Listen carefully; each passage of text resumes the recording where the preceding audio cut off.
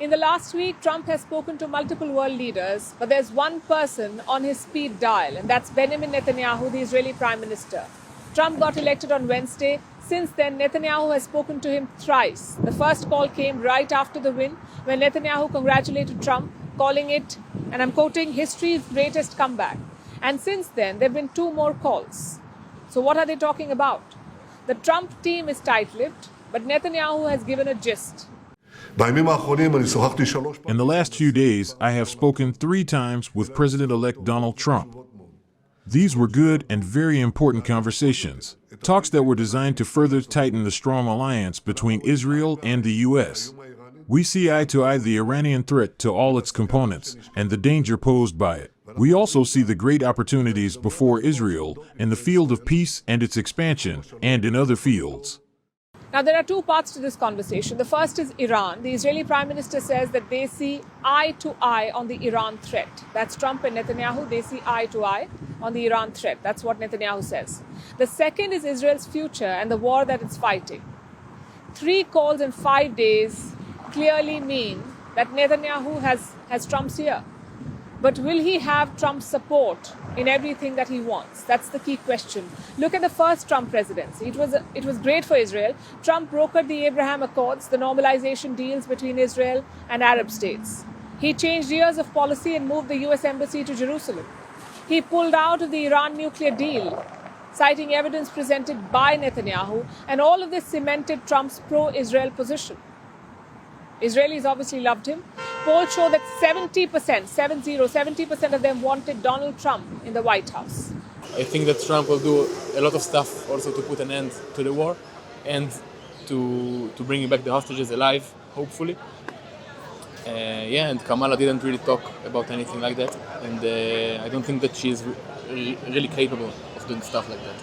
I think it's good for Israel, no doubt. It's better than Kamala Harris. But it's very good for Israel because he proved the last time he was a president, he moved the embassy from Tel Aviv to Jerusalem, and everything that he said, he did. So it's good for Israel, no doubt. So Israelis hope for a repeat of US policies that favor them. But will Trump 2.0 deliver? Well, a lot has changed in West Asia since Trump's first term.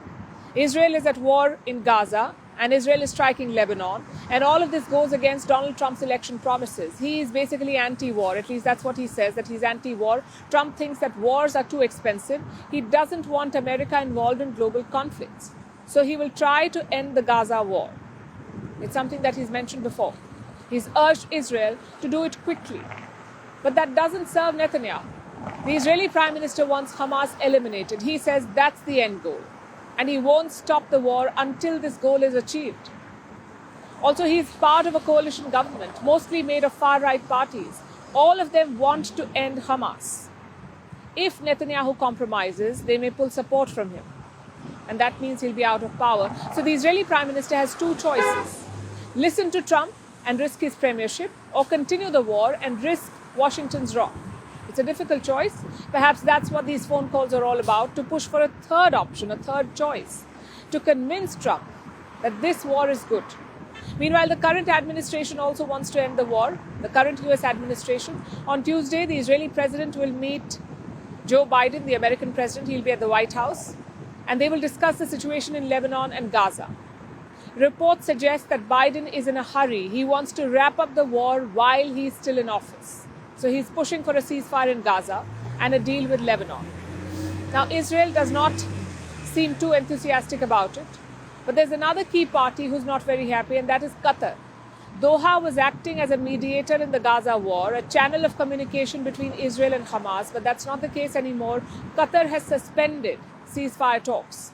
It says talks will resume when both sides show, and I'm quoting, willingness. Now, Doha has not given any other reasons, but reports say that the move came after pressure from Washington, D.C. The US did not like Hamas' presence in Doha. They wanted Qatar to expel Hamas. Remember, Hamas has its political office in Doha. It's been there since the year 2012. On Saturday, several reports emerged citing that Qatar had agreed with the US, that Qatar had asked Hamas to close this office in Doha. But Qatar has since dismissed these reports, calling them inaccurate. Hamas too has denied the reports. So that's where things stand at the moment. Biden wants to wrap up this war, Netanyahu does not. Qatar has suspended ceasefire talks, and Trump is eager to enter office and end all of this quickly. Whoever prevails, the next few months will be crucial for West Asia.